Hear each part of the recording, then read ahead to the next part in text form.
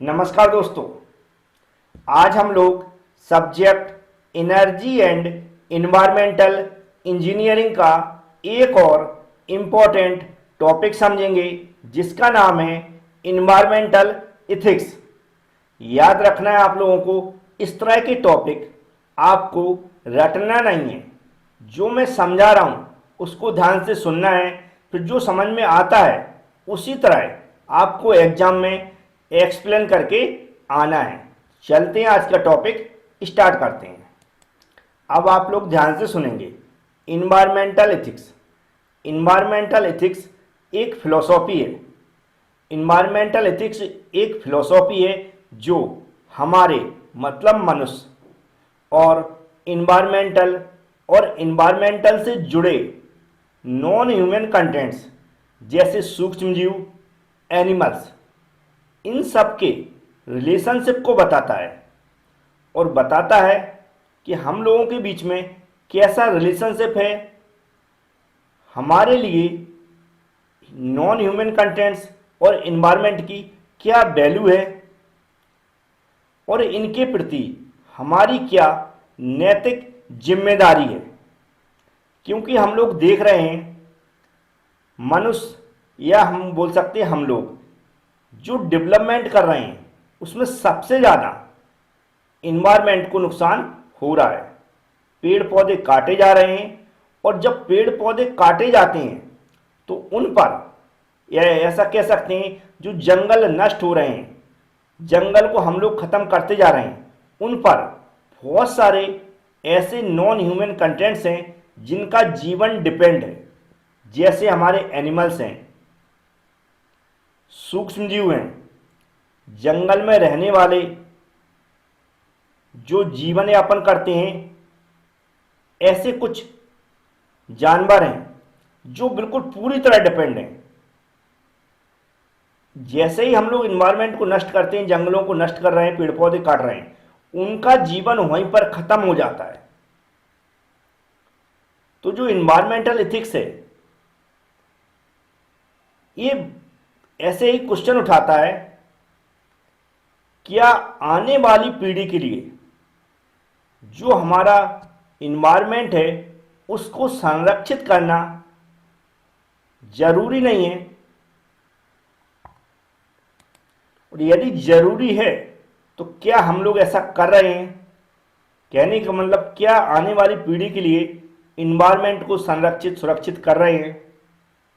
यह क्वेश्चन उठाता है, क्या पृथ्वी पर सिर्फ मनुष्य का हक है जो इस तरह पेड़ पौधों को और उनसे जुड़े हुए नॉन ह्यूमन कंटेंट्स को खत्म करते हुए जा रहा है।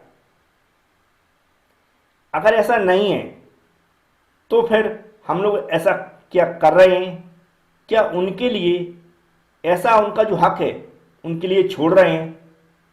इस तरह के क्वेश्चन उठाता है। यह क्वेश्चन उठाता है कि पेड़ पौधे, जानवर, सूक्ष्म जीव, इस तरह के ये अगर नष्ट हो जाते हैं या ख़त्म हो जाते हैं तो क्या हमारे जीवन पर कोई इफेक्ट पड़ेगा। यदि पड़ेगा तो फिर हम ऐसा क्यों कर रहे हैं। यह क्वेश्चन उठाता है कि जो जनसंख्या वृद्धि हो रही है जिसके कारण हम लोगों को इन्वायरमेंट को नष्ट करना पड़ रहा है, क्योंकि मनुष्य को रहना है, उनको अपना जीवन यापन करना है, तो क्या जनसंख्या वृद्धि को हमें बढ़ावा देना चाहिए। यह क्वेश्चन उठाता है कि जो हमारी आने वाली पीढ़ी है उसको जो हरी भरी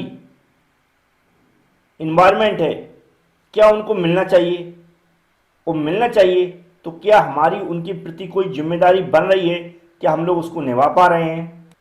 यह क्वेश्चन उठाता है कि जो पेट्रोल और डीजल से चलने वाले बहुत सारे वाहन हैं जिनका हमें पता है कि हमारे एनवायरनमेंट को नुकसान हो रहा है उनसे, तो क्या उनको हमें बढ़ावा देना चाहिए, क्या ऐसे ही बढ़ावा देना जारी रखना चाहिए। क्या जो हमारा एनवायरनमेंट है उनके जो संरक्षण के लिए जो रूल रेगुलेशन बने हुए हैं जो गवर्नमेंट से, क्या उनका पालन हो रहा है। यदि पालन हो रहा है तो फिर कमी कहाँ है, क्यों फिर लगातार हमारे एनवायरनमेंट को नष्ट हो रहे हैं। या फिर जो कानून बने हैं क्या उनमें कुछ संशोधन होना चाहिए, कुछ सुधार होना चाहिए, इस तरह के क्वेश्चन कंटिन्यू उठाता है।